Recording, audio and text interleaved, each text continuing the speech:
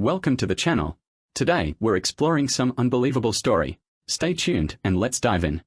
The knock shocked me as I dropped my duffel bag to the floor, the weight of months at sea weighing down like an anchor.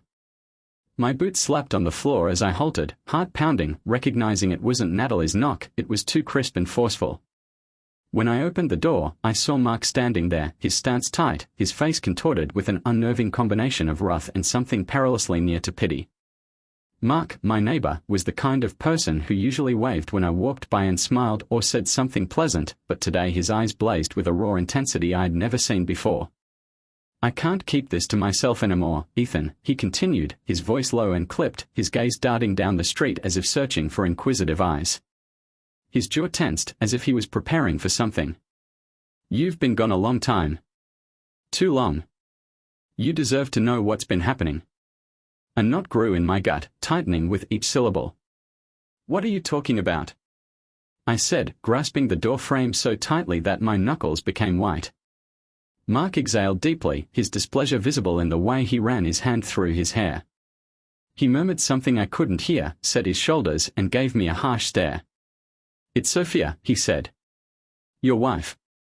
While you've been gone, she's been throwing wild parties almost every weekend. Strangers showing up at all hours, blasting music, littering the sidewalk with broken bottles." He paused, his voice lowering to an almost regretful tone. "But it's not just the parties, Ethan. She's been bringing men over, different men. I've seen them with my own eyes. Sometimes more than one in a single night."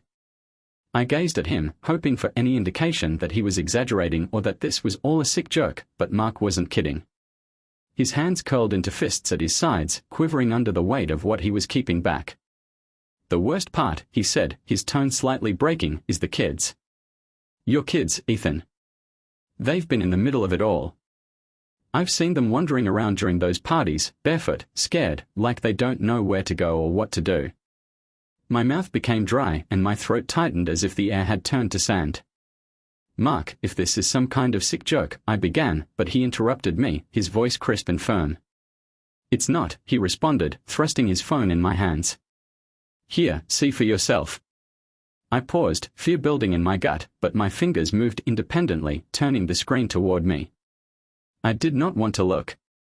Part of me hoped he was lying or making a mistake, but as my eyes met the blurry film, whatever denial I had dissolved. It was clearly my living room. The worn blue sofa, the picture frames on the wall, the toy box tucked into the corner, and there she was, Sophia, reclining on the couch as if she didn't care about anything.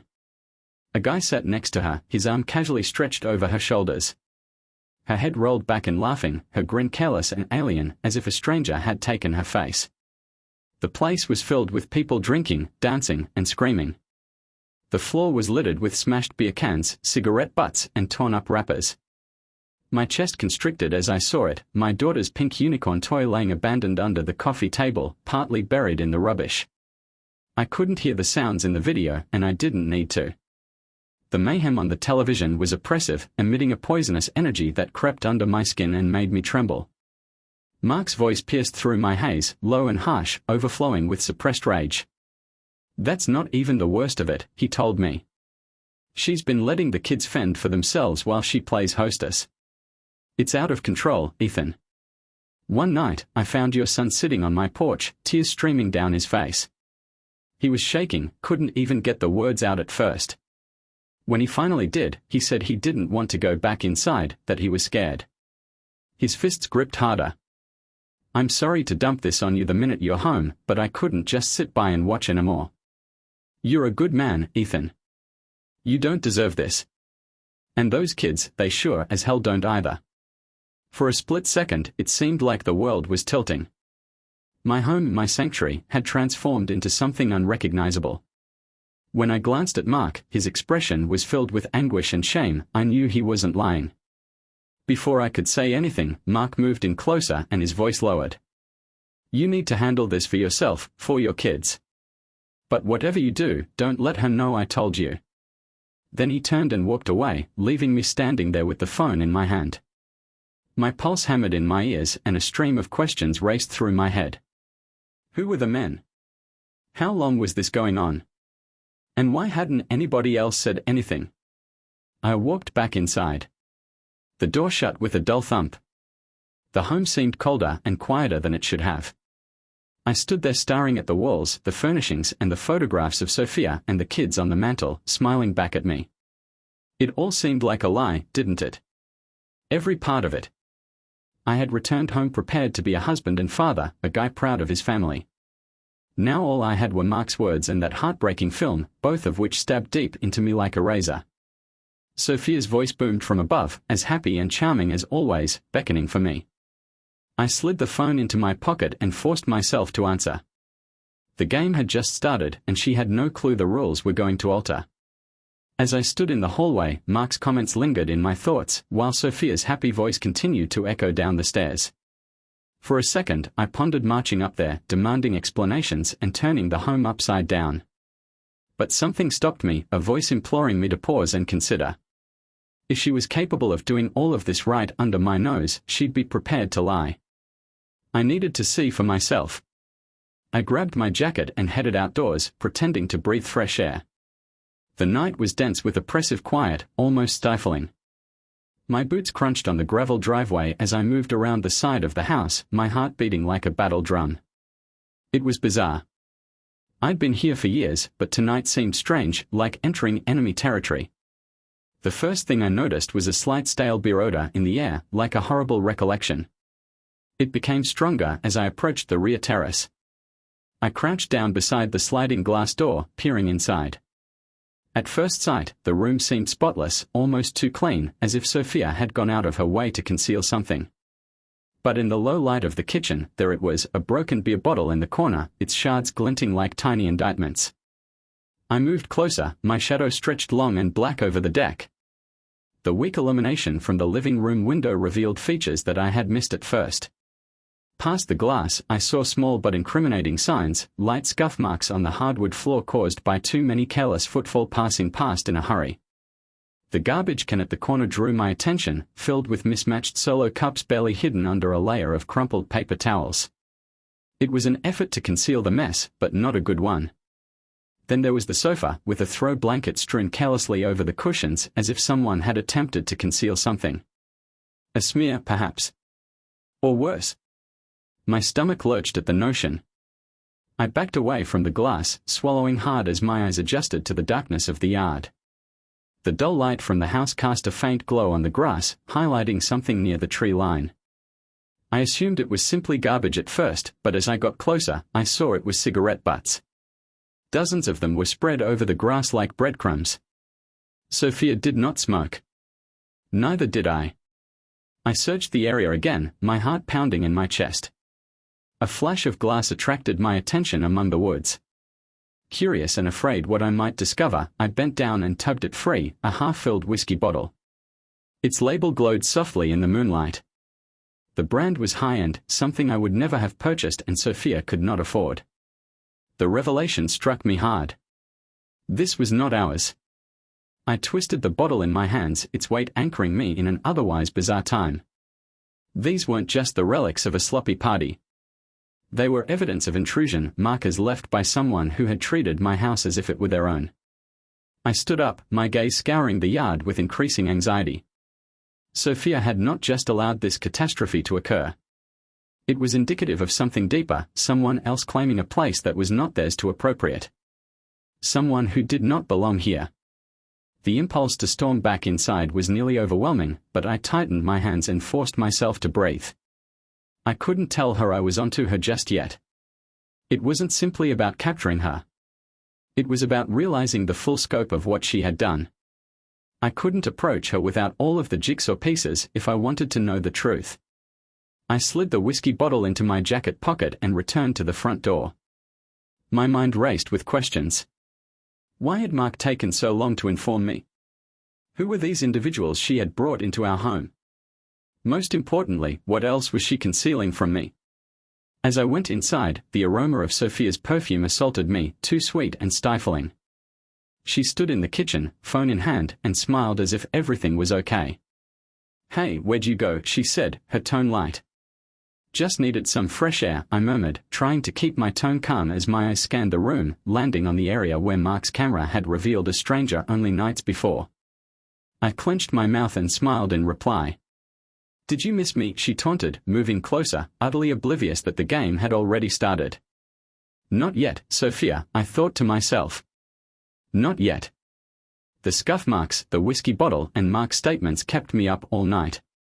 They all whirled in my head, making an image I wasn't ready to view. But I knew one thing for sure: I had to know everything. Confronting Sophia too soon would give her the advantage. I wanted incontrovertible proof, something she couldn't deny. The following day, I phoned Jake, an old Navy friend who owns a security firm.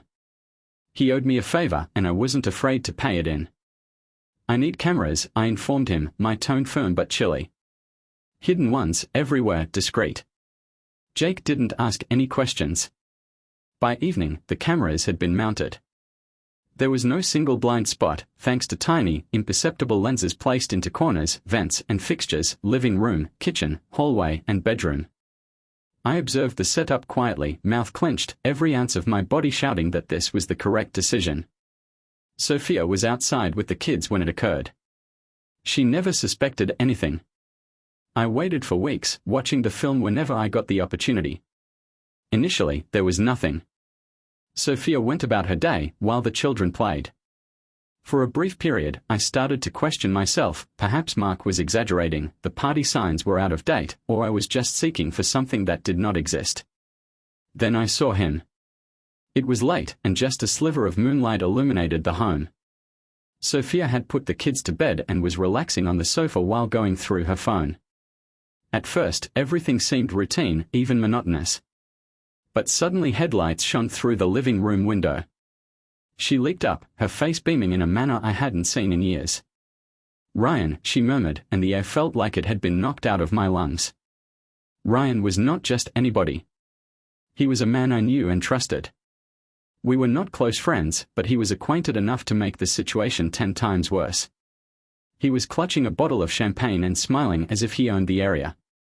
Sophia embraced him with outstretched arms, a broad grin and bright eyes. Then she embraced him and kissed his lips. "Long day," he joked, entering.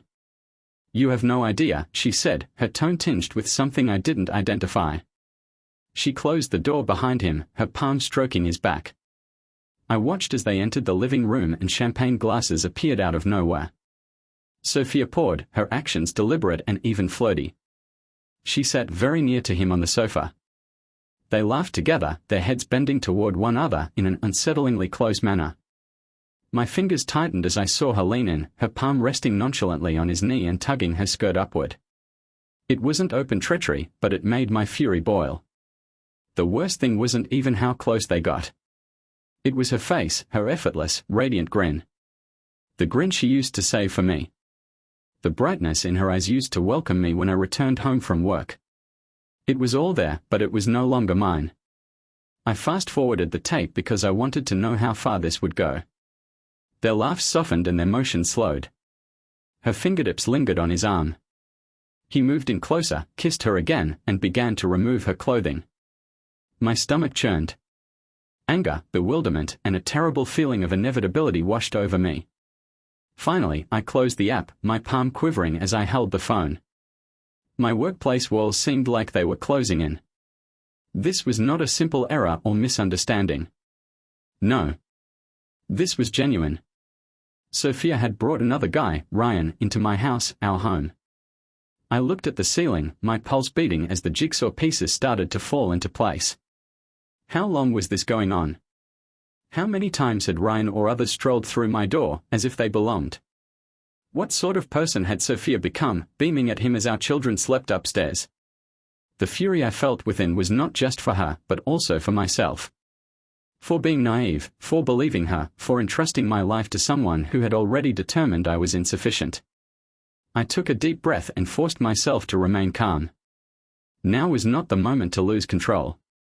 This was the time to prepare.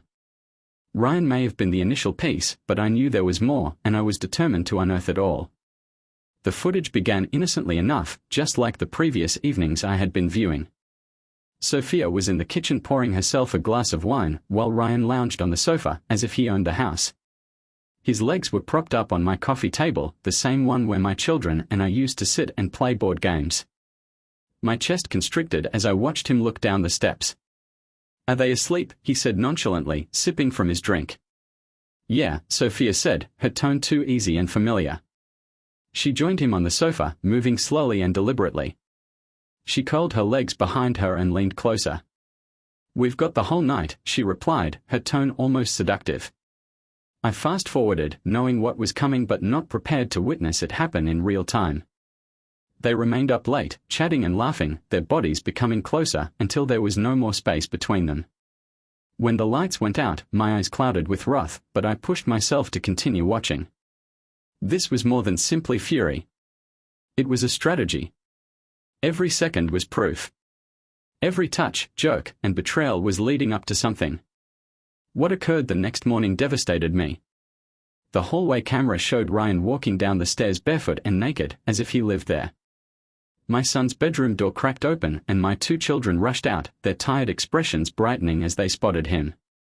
"Daddy," my kid shouted, racing right for him. Ryan stooped down and grabbed him in his arms with an exaggerated chuckle. "Hey buddy," he murmured, ruffling his hair as if he had done it 100 times before. My kid followed, grasping his leg and laughing. "Daddy, look at my doll," she asked. I could not breathe. I could not think. My children, the same children who had drawn me small pictures expressing how much they missed me, were calling this guy Papa. Sophia arrived behind him, her hair unkempt from the night before and clutching a cup of coffee. She smirked as the spectacle unfolded, as if it were the most natural thing in the world. "Breakfast is almost ready," she murmured, leaning against the wall as if this were her ideal little family. I wanted to toss my phone across the room. I wanted to yell, strike something, or do anything other than continue watching. But I did not. I could not. Instead, I preserved the film and labeled it with cold, clinical accuracy. This was not just betrayal. It was a rush. Sophia had not simply cheated on me. She'd allowed someone else into my life, into my duty as a parent. She had enabled my children to think, even for a moment, that this stranger was their father. I looked at the screen, seeing my reflection in the darkening glass. The wrath seething within me was nearly too much to handle, but I shoved it down. Emotions might appear later. I needed to think clearly right now. I had evidence now, and it went beyond parties and murmurs. This was the type of treachery you couldn't get away from. The sort that sought justice. When I entered through the front door, Sophia welcomed me with a bright, prepared grin as if nothing had occurred. She put her arms around me, the scent of her perfume lingering in the air, hiding the rot under the surface. My gut wrenched, but I held her back, my hands firm despite the turmoil inside me. "I've missed you so much," she added, her tone light and loving. "Missed you too," I said, feigning a grin as I took a step back. My eyes searched the home, looking for the tiny cues I'd learned to recognize. Everything seemed to be fine on the surface, but I knew better. The children ran in, their laughter filling the room. My kid wrapped his arms around my leg, while my daughter proudly displayed a new sketch she'd created. For a brief time, I nearly let down my guard, their innocence, their devotion, it was everything I'd been holding onto while abroad. But suddenly, in the back of my mind, I heard the word Daddy. And I recalled who else they had told it to. I knelt down and ruffled their hair. "Missed you too the most," I murmured, my grin not quite reaching my eyes. The remainder of the evening was spent in a haze of forced normality. Sophia spoke about the kids, her neighbors, and the simple things that used to matter. I nodded and spoke when appropriate, all the while planning my next move. She had no clue what I had witnessed, and I was not going to tell her. That night, while she slept next to me, I looked at the ceiling, every muscle in my body tensed. Ryan cuddling my children, their joyous shouts of "Daddy" replaying in my mind like a vicious loop. I wanted answers not only to a treachery, but to one issue I couldn't ignore: were they even mine? The idea stabbed at me, mercilessly and cruelly. It wasn't just my pride at risk, it was my identity as a father, which was at the heart of who I am. If Ryan was their biological father, Sophia had been lying to me for far longer than I could have imagined. The following morning, when Sophia was occupied with breakfast with the kids, I made my move. I sneaked away, telling her I had to do an errand. My first trip was to a nearby facility that specialized in inconspicuous DNA testing. As I handed over the samples, my blood sample and a toothbrush from each of the kids, the lady behind the desk gave me hardly a look. "How soon can I get the results?" I said, my tone calm but forceful. 3 to 5 business days, she said, giving me the receipt. I nodded, suppressing my emotions, and walked away without saying anything further. As I drove home, my thoughts raced with possibilities. What happens if the test confirms my fears? What if they don't? In any case, the truth was something I needed, no matter how bad it may be for me. When I returned, Sophia was in the living room, holding her phone and smiling at something on the screen. I felt wrath rise up within me, but I forced it to subside and kept my expression neutral. "Everything okay?" she said, her voice as nonchalant as usual. "Yeah," I said, keeping my tone light. "Just had to grab a few things for work." She nodded, entirely unaware of the fissures appearing in the basis of her carefully constructed faucet. For the following several days, I played the role of the adoring spouse, every smile and gesture designed to keep her in the dark. But within, stress was rising. I continuously checked my phone, waiting for a call from the laboratory. I knew when it arrived, everything would change. I wasn't just fighting for the truth anymore. I was battling for my children, the life I believed I had, and the justice she didn't believe I was capable of providing. I was not going to stop until I had all of the puzzle pieces in my hands. The call arrived in the late afternoon. I was alone in the garage, pretending to rummage through old equipment, but my hands shook as I responded. The person on the other end seemed calm and clinical, seemingly unaware of the impending catastrophe. "Mr. Reynolds," the lab worker said, "the results are in." The words struck me like a freight train. For a time, I couldn't talk or move. The phone felt heavy in my grasp, like if the truth were bearing down on me. My children, my world, were not mine. I swallowed hard, trying to keep my voice calm. "Thank you," I said coldly, hanging up the phone. I didn't require any information. The outcome was all I needed. I sat silently for a long time. Sophia's laughter echoed through the walls as she played with my children. No, her children. For years, she had led me to think they were mine. I had hugged, soothed, and sacrificed for these people while she weaved her web of faucets. By the time supper came, I had buried the inner turmoil. Sophia had cooked pasta, and the aroma of garlic and marinara filled the kitchen. The children spoke joyfully about their day, utterly unconscious of the serious reality hanging in the air. Sophia served the meals with her customary elegance, as if nothing was wrong. Her grin was so real, it made me ill. I sat across from her, my gaze fixed on hers, while she laughed at something our kid had said. She looked at me, her grin fading somewhat.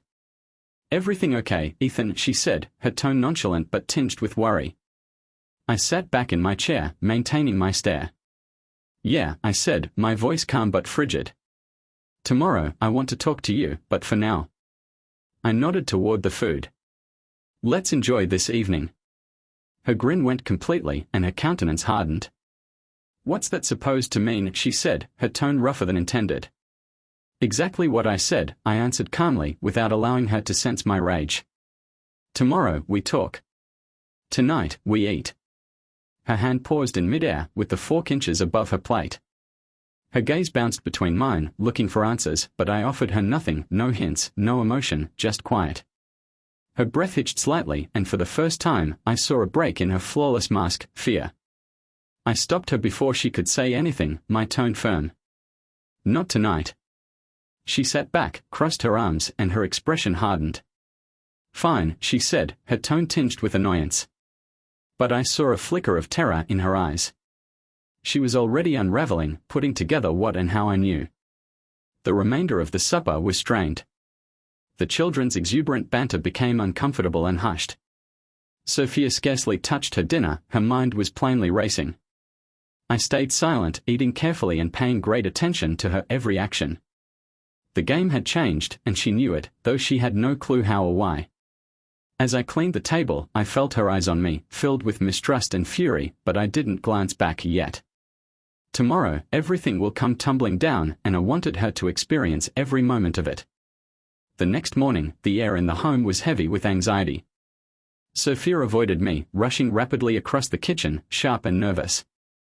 The children were still sleeping, their laughing and chatter thankfully missing. This talk was not for their ears. I waited until she was seated at the dining table, coffee cup in hand and her phone shining in the dim light. She glanced up as I entered, her demeanor hesitant. "So, are you going to tell me what this is about, or are you just going to keep sulking?" she said, her tone defensive and pointed. She crossed her arms as if to protect herself. I did not answer promptly. Instead, I took out my phone, my actions deliberate and methodical, and scrolled to the video that had devastated me. I put the phone on the table between us and pressed play. The image emerged on the television, blurry but recognizable. Sophia and Ryan cuddled up on the sofa in my living room, too near, too cozy. Her light and effortless laughing broke the air between us, something I hadn't heard from her in years. She lunged for the phone, her fingers quivering, but I yanked it away before she could touch it, letting the video loop just loud enough to emphasize the point. Her sneer faded in an instant, replaced by wide eyes and a face devoid of color. She froze and stared at me like a trapped animal. "Ethan," she stuttered, her voice shaky, but I cut her off before she could start making excuses. I took another piece of evidence out of my pocket and dropped it on the table, the DNA findings. The papers slid over the surface, stopping just in front of her. "Explain," I replied, my voice low, steady, and frigid as ice. Her hand lingered above the papers, trembling slightly, but she did not take them up. She did not even look at them. Instead, her visage twisted into anger, a sneer that attempted but failed to conceal her dread. "You've been spying on me," she shouted, her tone increasing. "What the hell is wrong with you? Are you some kind of psychopath, Ethan, sneaking around, watching me like I'm some criminal?" I anticipated a deflection, an effort to shift the responsibility to myself. I did not accept the bait. Instead, I leaned forward, unwaveringly fixated on her stare. "How long, Sophia?" I said, my tone piercing through her fury like a sword. "How long have you been planning this little performance?" The charge seemed to put her off balance. She blinked, her gaze moving momentarily to the papers before returning to me. "Performance," she said, attempting to sound angry but unable to conceal the break in her voice. "You're insane," she grumbled. "Enough," I replied, my tone becoming harsher, making her cringe. I gestured toward the phone and the documents, which included the video and the DNA test. "Ryan is their father, isn't he?" Her lips opened, but no words emerged. For a brief moment, I thought she may deny it, could tell another lie to buy herself time. But suddenly her expression altered. The mask of innocence she'd worn for so long was broken, replaced by something colder and tougher. "Fine," she said, her tone tight and guarded.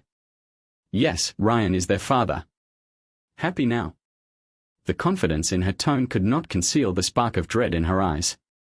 The understanding that the pretense was ended. I leaned back in my chair and gripped the sides to keep myself stable. The confirmation struck me like a punch in the belly, but I refused to let her know how badly it hurt me. Not now. Not after all. Her arms crossed firmly, forming a barrier between us, but she said nothing more. She did not need to. The harm was done. I leaned back and gripped the chair's edge to keep myself stable. The confirmation struck like a bullet, but I refused to show her how deeply it stung. "How long?" I said, my voice chilly. She shrugged, her rebellious face unflinching. "Does it matter?" she said. "You were never around anyway. Deployments, missions, you left me here alone. What did you expect me to do? Sit around and wait for you to come home and play the hero?" Her caustic words rebounded off me. I'd already seen the truth in the videos, in the faces of my children who weren't my own. Her justifications meant nothing to me now. "You let the kids, your kids, call him daddy," I added, my voice low and furious. "You invited him into my home, into my life, and you think this is about me being away?" Sophia leaned forward, her eyes burning. "Yes, Ethan, because you weren't here," she yelled. "You think it's so easy holding everything together while you're out playing soldier. Ryan was here. He helped me. He cared." I cut her off, pressing my palm on the table. "He cared so much, he hid behind your lies, Sophia. He cared so much, he let me believe they were mine." She opened her lips, but no words emerged. For the first time, she was at a loss for words, nothing to twist or deflect. She only looked at me, her mouth taut. I stood, taking the DNA findings and the phone. "This isn't over," I said, my voice firm. "You'll hear from my lawyer. And when this house is empty, when your lies come crashing down, I hope you remember one thing, Sophia. You did this. Not me." She did not react. Her silence was louder than any words she could have uttered. As I walked out of the room, away from the carnage she had caused, I felt the first glimmer of control return. This was more than simply the end of her lying. It was about regaining what she believed she could take from me. The moon was low in the sky when I parked down the street from Ryan's home. My truck's engine hummed faintly before I shut it off. The neighborhood was strangely quiet, the type of quietness that accentuated every creak and rustling. The chilly weight of the gun on my lap kept me anchored. This was hardly a reckless outburst. This was calculated and controlled. Ryan's home was exactly what I expected, spotless, flawless, and the epitome of suburban comfort. The guy who had ruined my life lived a lie as neat and polished as his lawn. I climbed out of the vehicle, pulling my jacket closer as I crept toward the side of his home, staying in the shadows. My heart hammered, but my intellect remained keen. There was no space for doubt. The rear entrance was less secure than it should have been. After a fast twist of the crowbar, I was inside, the lock giving way with a slight snap. I crept through the threshold into a dark kitchen, taking light and cautious movements. The air smelled of leather and fragrance, as if Ryan intended to flaunt his arrogance in every aspect of his existence. I moved through the house, checking for activity. Ryan's snores led me to the bedroom, a deep, persistent rumbling that seemed to mock the stillness. He was splayed out on the bed, one arm draped over the blankets, his expression relaxed and pleasant. He seemed so relaxed and at peace that it triggered a primordial response in me. I moved closer and tightened my hold on the weapon. The barrel seemed heavier as I lifted it and pointed it straight at his temple. I was so near that I could see the slight stubble on his chin and the rise and fall of his chest. My finger poised above the trigger, my breath calm despite the maelstrom inside me. "Wake up," I said quietly, my voice piercing through the darkness like a sword. Ryan shifted, his eyes flickering open. For a time, he seemed bewildered. His eyes moved from the gun to my face. The knowledge struck him, and his body tightened. His breath stopped in his throat. "Ethan," he said, his voice cracking. "What the hell are you doing?" "Shut up," I hissed, putting the barrel firmly on his temple. His whole body froze. His eyes widened with dread. "You don't get to talk right now," I said, my voice frigid. "You're going to listen, and you're going to make a choice." "A choice," he said, barely above a whisper. Sweat beaded on his brow. His gaze flew about, looking for an exit. "Yeah," I said, my tone harsh.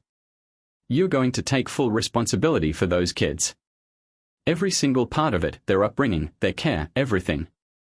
You're going to step into the role you've avoided for years. And you're going to do it without dragging me back into your mess." His lips quivered, but he did not say anything. "You think you can play games and leave me to clean up your mess? Not anymore. You'll take up the parental rights. Absolve me from every obligation. And you'll make sure Sophia handles this without pulling me back in. Because if you don't..." I moved softly toward the gun at my side. "This is nothing compared to what's coming if you don't step up." Ryan gulped hard, his neck quivering as his gaze locked on me. "Ethan, man, listen, I cut him off, my tone harsh and unforgiving. "I'm not here for excuses. You made your choice and now you're going to make another one.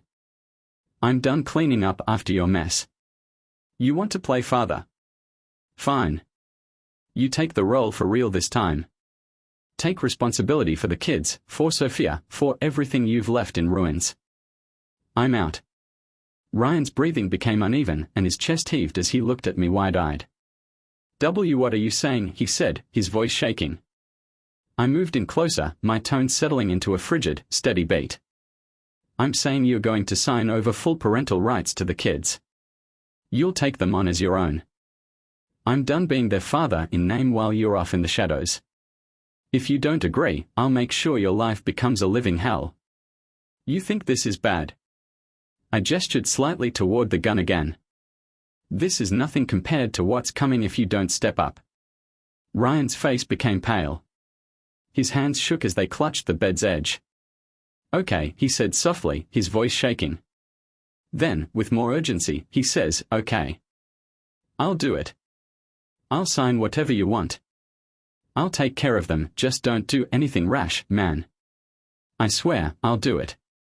I straightened, seeing him disintegrate in front of me, a weak, empty man forced to yield. Good, I said coldly. Because if I ever hear about you shirking your duties, if you come near me or try to twist this around, I'll make you regret it.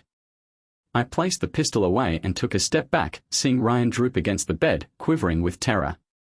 For the first time, I recognized him for who he actually was, a coward, cowardly and shattered. Without saying anything further, I turned and left the room, the weight of the moment remaining as I stepped out into the cold night air. The courtroom hummed softly as the judge came, and the crisp knock of the gavel brought order. I sat at my table with my lawyer beside me, a stack of paperwork nicely placed in front of us. Sophia sat stiffly across the room, her eyes flashing to me every now and again, attempting to maintain a defiant demeanor. The proceedings proceeded, but my attention stayed on the documents Ryan had signed moments before under the weight of my encounter. He bowed under the legal pressure my lawyer had applied.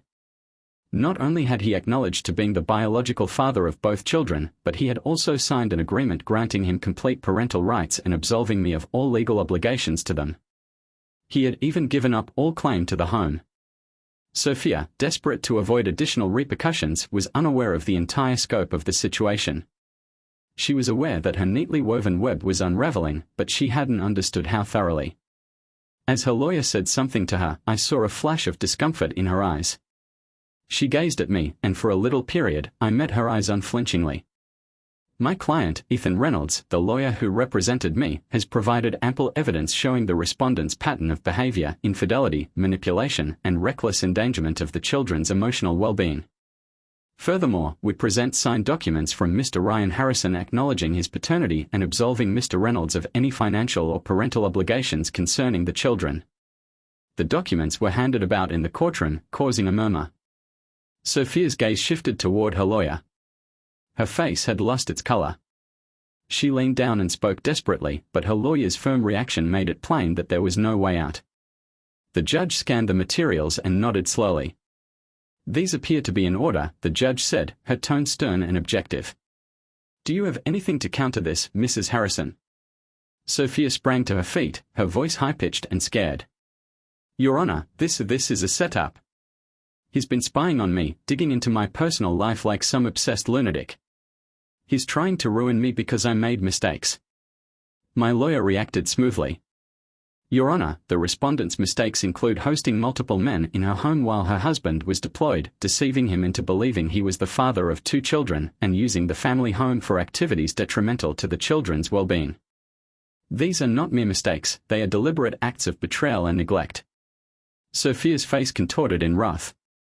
You don't know what it was like. He was never home. I had to do everything alone, she cried. I stood motionless, watching her disintegrate. The courtroom was not the place for me to talk.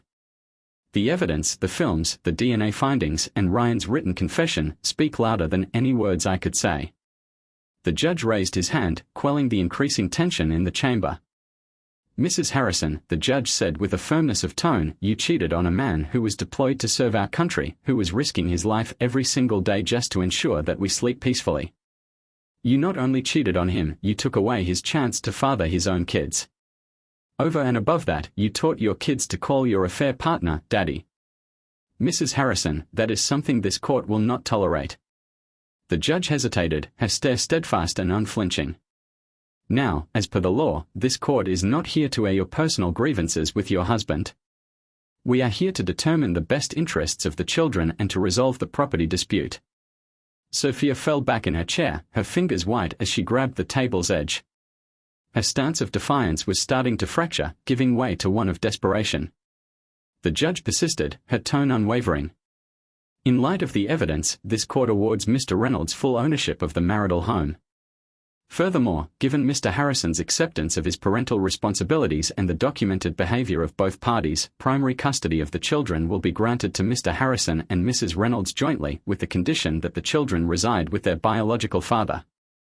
We do not see any need for spousal support because you will already be supported by Mr. Harrison. The words landed like a thunderclap. Sophia's mouth fell, and her carefully prepared facade crumbled utterly. No. This isn't fair, she said, getting to her feet again. He's manipulating everyone. Ryan's just trying to get rid of us. Mrs. Harrison, the judge said firmly, leaving no space for dispute. This decision reflects the best interests of the children, as they will be with the man they have come to call Daddy. If I look at your actions, it would have been in the interest of the children to be brought up by Mr. Reynolds alone, as he would have imparted some good values to the kids. Besides, Mr. Harrison has already demonstrated his willingness to accept full responsibility, and the court has determined that this arrangement provides the most stability for the children. Sophia became quiet, shivering with wrath but unable to do anything. Across the aisle, I breathed softly, feeling the tension that had been building for months begin to ease. The gavel fell, bringing the ruling to a close. The courtroom gradually started to clear, but Sophia remained motionless in her seat, looking down at the table in front of her. I didn't give her a second look as I went away. As I went outside, my lawyer patted my shoulder. The war was finally ended. Sophia had no option but to depart with the children and Ryan, facing the consequences of her decisions. I had reclaimed my home and my calm. For the first time in months, I let myself experience something I hadn't felt in a long time, triumph. This wasn't simply a win for me, it was justice. And it was worth everything. The courtroom was virtually empty now, but Sophia stayed seated, grasping the table's edge as if it were the only thing keeping her straight. Her lawyer approached to mumble something, but she slapped him aside dismissively. Her eyes fixed on mine with a scorching intensity. It would have been disturbing if I hadn't previously seen her breakdown. She burst as I rose up to leave. "You think this makes you a winner, Ethan," she said, her voice booming through the walls. Heads turned, and the few individuals still in the room froze, watching the event unfold. "You think you've won? You're nothing without me. You're just a self-righteous coward who couldn't handle the truth." I did not stop walking. Her remarks were like arrows from a broken bow, wild, unpredictable, and weak. I kept my head up and my walk firm as I made my way to the exit. As her diatribe continued, the bailiff approached her, his hand hovering near her shoulder. "You abandoned your kids, you took away my house, you took everything from me," she yelled, banging her hands on the table. "I gave you everything, and this is how you repay me. By spying on me. By destroying my life. You're pathetic, Ethan." I approached the courtroom entrance and hesitated. I slowly turned around to look at her. My expression was serene, even pitying. "I abandoned your and Ryan's kids," I continued, my voice firm but piercing. "They were never mine. You made sure that they call him Daddy. I just made sure that they still continue to call him Daddy, not me. You destroyed your own life, Sophia," I told them, my tone stern. "All I did was make sure the consequences caught up with you." The room was quiet for a minute. She seemed to want to say something, but no words came. Her rage transformed into something altogether different, possibly knowledge of her own breakdown. I couldn't wait to see what happened next. I turned back toward the door and strolled out into the corridor, leaving her to sit alone with the fragments of her broken control. Her face contorted in wrath, but I didn't want to hear any caustic words she had left. I pulled open the huge oak doors and the fresh air of the courtroom corridor swept over me like a purifying wave. As I went outside, I could still hear her yelling, her voice cracking with wrath and sorrow. The sunshine greeted me, warm and brilliant, in sharp contrast to the storm I'd just left behind. I stood there for a time, taking a big breath and allowing the weight of my triumph settle in. Sophia had lost everything, her deceptions, manipulations, and the delicate sense of power she had so desperately clung to. For the first time in years, I felt completely free. This wasn't only a legal victory. It was freedom from her grip, the last severance of the ties that had connected me to her deception. She might rant, yell, and accuse me all she wanted, but the fact remained strong. Her ruin was her own fault. I walked out of the courtroom with my head held high and a newfound lightness in my stride. Sophia's voice, once an overwhelming force in my existence, was now a faint echo that faded with each step I made. She was done, and so was I. This time for good. Standing on the porch of my restored house as the sun sank behind me, I felt a feeling of calm wash over me. The pandemonium, the Fossards, the never-ending battle, it was all behind me. The home was calm and tranquil, and I felt peaceful for the first time in a long time. This path taught me truths I never wanted to learn, about betrayal, deception, and the resilience required to overcome. Sophia had attempted to steal everything from me, my family, my honor, and my future, but she misjudged the strength of my will. I was resolved to battle for the truth, whatever the cost. The path wasn't easy. There were times when the weight of it all seemed unbearable, and quitting looked like the most appealing alternative. But I did not falter. I could not. In the end, it was the truth that set me free, not only from her, but from the delusions I had held onto for far too long. If there's one thing I've learned above all else, it's that you can't fool someone who won't look away. Lies fall in the face of resolve. Manipulation crumbles under the weight of overwhelming facts, and justice prevails when you refuse to give up. This is my life today, founded on truth and perseverance. Sophia's demise was more than simply her death. It represented a fresh beginning for me. The truth is important, regardless of how deep the betrayal or how weighty the Fossards are. It is worth fighting for. Worth protecting. In the end, it's the only thing that really lasts. Thank you for watching. Do you believe the main character handled things correctly? Please let us know in the comments. Don't forget to like and subscribe for more.